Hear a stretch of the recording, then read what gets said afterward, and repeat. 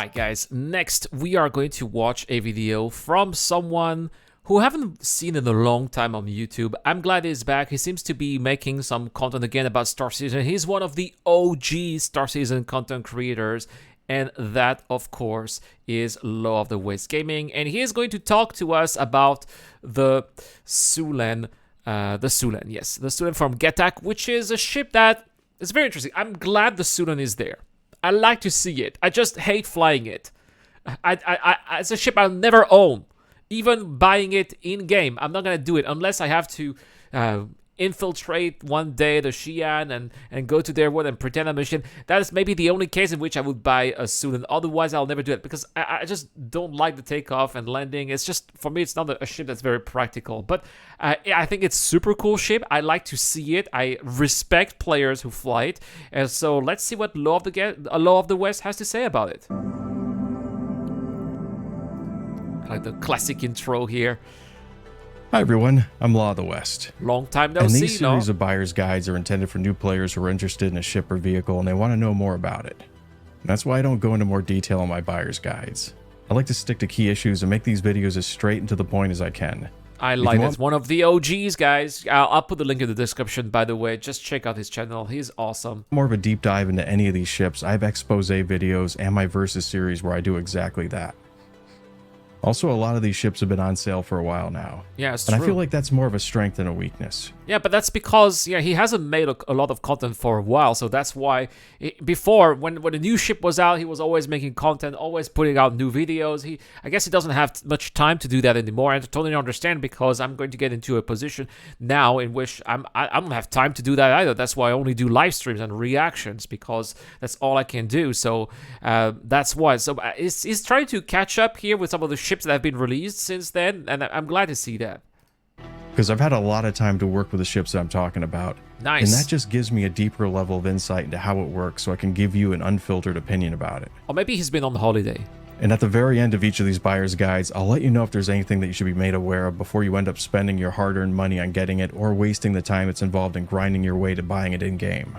Because your time is precious. It is. And if there's any information that I can give you to help you to avoid wasting your time or your money in any way, then I think you deserve to know what it is. Now there's one problem with this video though, is we're already 1 minute in, and the video is only 2 minutes and 48 seconds. So we're already 1 minute in, and he hasn't said anything about the ship. So, Law of the West, if you're watching this, advice, please go a bit faster, straight to the point. That's what I would say. So with that out of the way, I'm going to be talking about the Suylen. Yes. This is one of the higher end starter ships that stands toe to toe with the Nomad. Oh, okay. Well, not necessarily in terms of SEO capacity, perhaps in terms of price or combat capacity, maybe? The difference between these two is that the Nomad is more utility oriented, while the Suylen is more performance driven. And I have a Versus video where I do a lot more of a comprehensive deep dive into both of these ships. The high points when it comes to the Suylen are that it's the most maneuverable starter ship, and its speed is only second to the 100i. Oh, okay, so it's actually that fast, eh? And it has one of the best default weapon setups for a starter ship. Oh, that's true. It has 3 levels within it, which is almost bordering on having a Doctor Who TARDIS-like quality for something that's as small as it is. Yeah, but of course the levels are very cramped, let's put it that way. But yeah, it's true. It's quite mind-blowing, right? Have 3 levels on such a small ship, right? And the devs really did a good job at cramming all those 3 levels, right? It has every amenity except for a food station.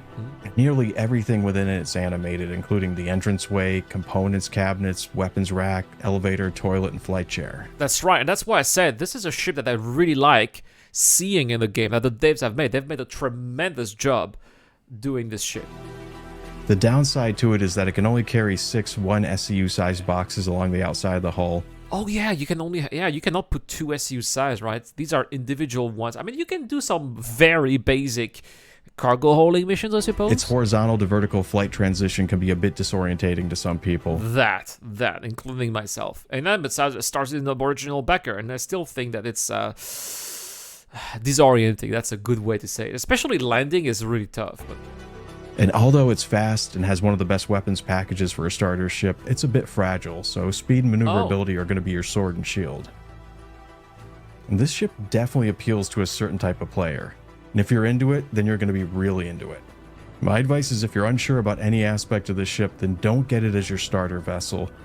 I would say that if you are this kind of player who really wants to see exotic things, who really want to have an out-of-this-world experience, get something that's a little bit outside of the human realm, that's the perfect ship, right? You really want to experience the pure sci-fi experience and forget about things that kind of look like modern-day Earth. That's the ship. Get either the Aurora MR or the Mustang Alpha, which are a lot cheaper, and use those ships to earn the credits you'll need to buy the Suylen in-game. And if you really like it, you can always melt your game package and use the credits to buy the Suylen starter pack. Yeah, that's true, right? You can do that, and or maybe buy melt your stuff. If you have like a $40 package, you're just going to be spending a few extra dollars, and that's going to be it, right? Well, that's going to be it for this buyer's guide for the Gattac Suylen.